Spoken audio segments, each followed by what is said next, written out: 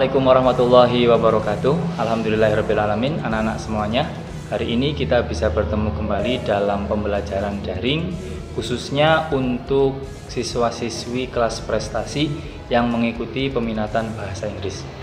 Anak-anak semuanya, sebenarnya untuk pengampu peminatan bahasa Inggris itu ada dua. Yang pertama Pak Guru Muhammad Jawhar Fuadi, yang kedua Bu Iis Hartati. Tetapi pada hari ini Bu Iis tidak bisa hadir karena ada suatu hal yang tidak bisa ditinggalkan. Tapi tenang saja, hari ini kita akan tetap belajar bersama secara daring tentunya, yaitu yang pertama kita akan membahas tentang descriptive text. Di situ kita akan membahas berbagai macam pengertian, berbagai macam penjelasan. Nanti kita akan belajar bersama apa itu teks deskriptif, social functionnya apa, kemudian generic structure-nya apa, dan kemudian kita juga akan latihan soal dalam yang sering keluar dalam soal teks deskriptif. Oke anak-anak, check this out.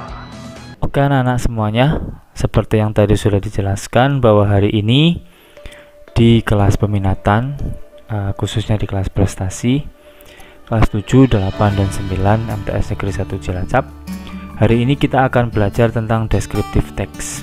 Sebenarnya genre of the text atau jenis teks dalam bahasa Inggris itu sangat banyak, sangat beragam. Namun kita cicil dulu ya, kita satu-satu dulu belajarnya agar lebih mudah dipahami. Yang pertama kita akan belajar tentang descriptive text. Descriptive text is a text which says what a person or a thing is like. Nah, maksudnya apa? Nanti kita akan jelaskan lebih lanjut. Kemudian purpose-nya, its purpose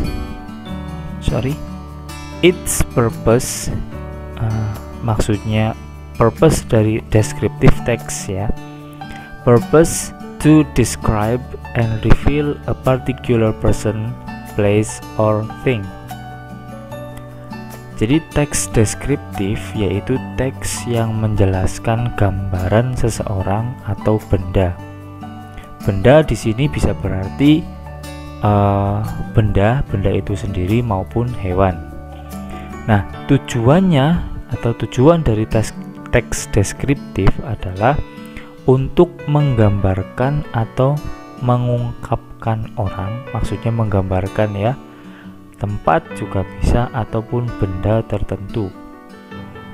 Jadi ketika kalian ingin menggambarkan seseorang, menggambarkan benda, menggambarkan hewan ataupun menggambarkan tempat, itu menggunakan teks deskriptif karena tujuannya yaitu menggambarkan. Nah, structure descriptive text atau generic structure itu ada dua. Yang pertama identification dan yang kedua description. Nah, untuk memudahkan kalian bisa singkat generic structure of descriptive text itu bisa disingkat menggunakan kata-kata ide desi. ID itu identification, desi itu description ya. Jadi biar lebih mudah untuk menghafalkannya, kita bisa singkat menggunakan ide desi. Ide desi, ide is identification, desi is description. Nah, apa itu identification? Identification adalah pendahuluan berupa gambaran umum tentang suatu topik. Biasanya ini berada di paragraf awal. Kalau ada jenis teks deskriptif, maka kalian yang pertama kali dilihat di paragraf awal itu pasti yang namanya identification. Kemudian yang kedua ada description. Description adalah berisi ciri-ciri khusus yang dimiliki benda, tempat, atau orang yang dideskripsikan. Jadi di sini semuanya tentang orang tersebut. Misalkan ingin menggambarkan orang, di sini semuanya dideskripsikan, dari mulai ukurannya, dari mulai bentuknya, dari mulai rasanya, misalkan ingin mendeskripsikan makanan ya. Nah, itu di deskripsi atau biasanya berada di paragraf kedua dan ketiga dan seterusnya. Itu generic structure of descriptive text. Kemudian di sini ada juga ciri-ciri descriptive text. Nah, bagaimana caranya kita mengetahui teks tersebut itu teks deskriptif? Nah, ini ada ciri-cirinya. Yang pertama, menggunakan simple present tense, baik itu yang verbal maupun yang nominal. Gambaran umumnya dari simple present tense itu pakainya verb 1 atau verb 1. Kemudian biasanya di situ ada to be. To be-nya berupa is, and are. Kalau di situ ada to be, ini ya menggunakan atribut verb seperti be ataupun to be. Ini berupa is, are. Di situ kalau ada ketiga ini atau salah satunya, itu bisa dipastikan bahwa teks tersebut ciri-ciri dari teks deskriptif. Kemudian yang ketiga, itu hanya fokus pada satu objek tersebut, tidak melebar kemana-mana. Jadi misalkan menjelaskan tentang buku bahasa Inggris, ya pasti akan menjelaskan tentang buku bahasa Inggris terus, tidak akan menjelaskan yang lainnya. Itu adalah ciri-ciri teks deskriptif. Nah, di sini ada contoh, an example to analyze the descriptive text, untuk menganalisis bahwa ini adalah teks deskriptif. Yang pertama, ketika kalian melihat contoh teks seperti ini, biasanya di sini kan tidak ada ya. Ini hanya dalam pembelajaran ada seperti ini, example analysis. Tapi kalau dalam teks yang asli itu tidak mungkin ada ininya, ada tulisan example-nya. Tapi hanya ada judul, kemudian teksnya, tidak ada ini ya, identification, tidak ada description, tidak ada. Jadi langsung judul dan teksnya. Bagaimana kita mengetahui bahwa itu teks deskriptif? Seperti tadi, menggunakan simple present tense, verb 1. Ya, ini pakainya verb 1. Coba di sini ada ndak yang merupakan verb 1?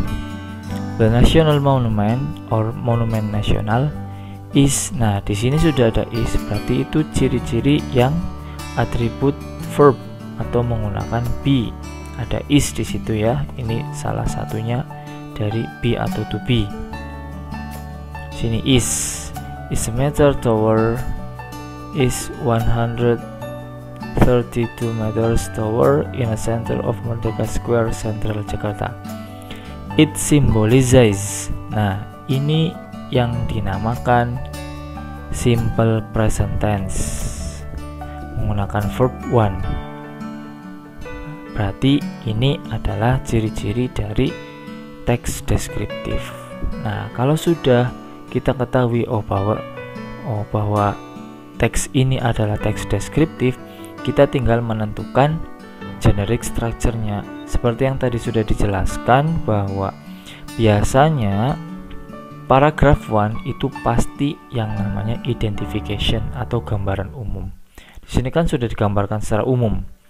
National monument atau monumen nasional, ya ini gambaran secara umumnya dari monumen nasional. Kemudian di sini ada the towering monument symbolizes the philosophy of Lingga and Yoni. Lingga resembles bla bla bla bla. Sampai selesai. Di sini ada juga resembles, symbolizes, nah is. Nah, ini merupakan ciri-ciri dari teks deskriptif. Nah, paragraf yang kedua dan seterusnya, kalau misalkan ada beberapa paragraf di sini, tapi hanya ada 2, maka itulah yang dinamakan description atau gambaran khususnya.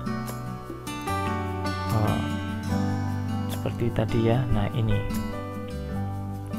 gambaran khususnya yang dimiliki oleh benda. Berarti kan ini benda monumen nasional. Di sini gambaran khususnya itu diuraikan secara rinci. Karena sekali lagi tujuan dari teks deskriptif adalah menggambarkan. Seperti itu. Ingat, di sini kata yang dicetak tebal dan di garis bawah adalah verb. Ingat ya, ini verb juga, atau kata kerja, dan to be dari simple present tense, is, dan satu lagi is. Seperti itu. Itulah contoh dari teks deskriptif. Nanti kalian bisa baca, kemudian coba dicari artinya agar nanti kalian bisa lebih mudah memahaminya. Karena mohon maaf kalau dijelaskan di sini artinya nanti akan terlalu panjang. Seperti itu. Ya, anak-anak, di sini ada exercise and answer-nya. Ini soal yang biasa dipakai, Pak Guru ambilkan soal yang biasa dipakai dalam Olimpiade Bahasa Inggris tingkat nasional. Nah, ketika ada soal seperti ini, ingat dalam kunci untuk menjawab soal dalam bahasa apa saja, bahasa Inggris, bahasa Arab maupun bahasa Indonesia ataupun bahasa Jawa, itu ketika ada soal yang bentuknya teks dulu baru pertanyaan, ingat jangan sampai kita membaca teksnya dahulu, tapi kita baca langsung soalnya. Ini apa yang diinginkan oleh soal, seperti itu. Baru kita cari jawabannya dalam teks. Jangan sampai kebalik. Contoh seperti ini. What does the above text tell about? Nah, maksudnya apa? Kalian sudah pasti paham lah ya. What does the above text tell about? Above text berarti teks yang di atas. Maksudnya ini apa? Nah, menjelaskan tentang apa, seperti itu. Kira-kira apa jawabannya? Ada A. The history of Kediri, B. The famous products of Kediri, C. The description of Kediri, D. The people. Nah, kalau seperti ini ya, kira-kira dari soal ini jawabannya apa kira-kira?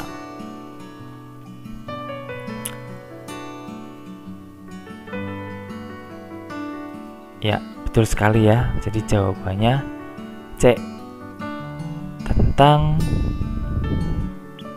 the description of Kediri, gambaran tentang Kediri. Nah, bagi yang belum memahaminya, kenapa jawabannya C, the description of Kediri? Karena di sini sudah jelas bahwa teks ini adalah teks deskriptif. Kenapa? Karena di sini sudah ada ciri-cirinya ya. Kediri is bla bla bla. Ini kan ada is berarti to be. Itu salah satu ciri-cirinya. Kemudian di sini yang paling menonjol, the cigarettes factory dominates. Nah, ini memakai verb one. Ada to be, itu pasti ciri-ciri dari teks deskriptif. Kemudian selanjutnya number 2, which one has a distinctive taste? Kira-kira apa jawabannya? Which one has a distinctive taste?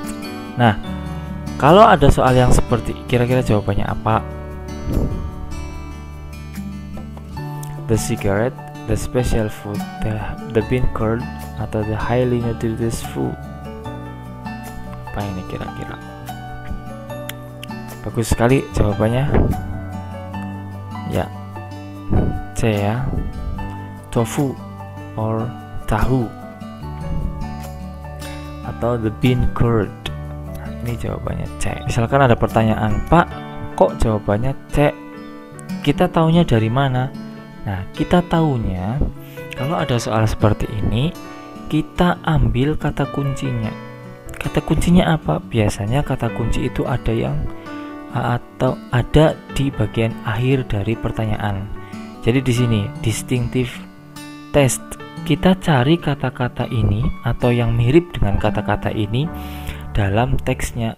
Nah, coba ya kita cari. Kediri bla bla bla bla. Kemudian yuk sambil kalian juga nyari kira-kira mana ini yang sama dengan kata-kata yang tadi. Nah, ini ya. Distinctive taste. Apa itu berarti?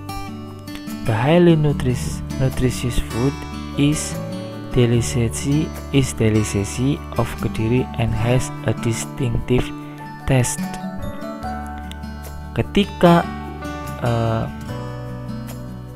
kata-kata distinctive taste ini di sini berarti otomatis dia menjelaskan kata-kata yang sebelumnya. The highly nutritious food. Nah, nutritious food juga menjelaskan kata-kata yang sebelumnya. Mana foodnya apa? Perhatikan di sini. Nah, di sini ada of tofu or bean curd and special kind of tofu or bean curd. Nah, ini ya. Jadi inilah yang dinamakan tadi Pak Guru katakan kata kuncinya. Jadi distinctive taste, ketemu the bean curd, seperti itu. Kemudian yang ketiga, those who do not work here. Last sentence, the underline word refers to. Underline, jelas ya. Kalau ada soal yang sudah ada tanda garis di bawahnya, pasti itu yang akan ditanyakan, the underline. Underline itu artinya garis bawah, the underline word, kata yang di garis bawah. Atau juga ada the underlined sentence atau kata, mohon maaf, atau kalimat yang di garis bawahi. Refers to, nah ini yang sering keluar dalam soal-soal. Refers to, mengacu kepada apa? Nah, kira-kira apa ini jawabannya? The local people, the factory workers, the farmers, the traders. Kita cari di last sentence. Last sentence ini ya. Those who do not work here are farmers or traders. Kira-kira apa ini? 1, 2, 3. Nah, jawabannya betul. Jawabannya adalah A, the local people. Loh Pak, kok jawabannya A? Bagaimana caranya? Nah, untuk soal yang ketiga ini, kata kuncinya ada di refers to. Ketika ada soal yang hubungannya dengan refers to, mengacu kepada, maka ini kita harus mencari kata-kata sebelumnya. Yang ditanyakan mana? The underline word. The underline wordnya itu mana? Those. Jadi kita harus mencari kata-kata sebelum those. Yuk kita cari bareng-bareng. Those, nah ini. Those who do not work here are farmers or traders. Those. Berarti mana? Ini kan? Ini ya kata-kata ini. Most of the local people work in this factory. Those, nah those berarti kan menjelaskan kalimat ini. Ya, most of the local people work in this factory. Those-nya ini kan berarti menjelaskan orang ya. Those. Maka yang orang mana? Most of the local people. Nah ini. Kenapa jawabannya A? Karena dari sini ya. Bukan jawaban the factory workers, bukan the farmer, apalagi the trader. Ya, ini kan ada di bagian malah paling belakang sendiri, seperti itu. Ingat sekali lagi, refers to itu kita mencarinya kata-kata sebelumnya yang ditanyakan, seperti itu. Sangat mudah sekali ya anak-anak. Jadi inilah pembelajaran kita untuk yang pertama kali. Pak Guru harapkan kalian dilihat berkali-kali. Kalau yang masih belum paham, di pause dulu, dipahami, di pause, dipahami, nanti insya Allah akan semakin paham sendiri. Dan kalian juga harus siap, harus semangat, harus rajin belajarnya agar nanti bisa menjadi wakil dari madrasah untuk mengharumkan nama madrasah. Ketika ada lomba, kalian juga harus siap untuk mewakili madrasah agar bisa memenangkan lomba, terutama dalam bahasa Inggris. Sekian dan terima kasih. Wassalamualaikum warahmatullahi wabarakatuh.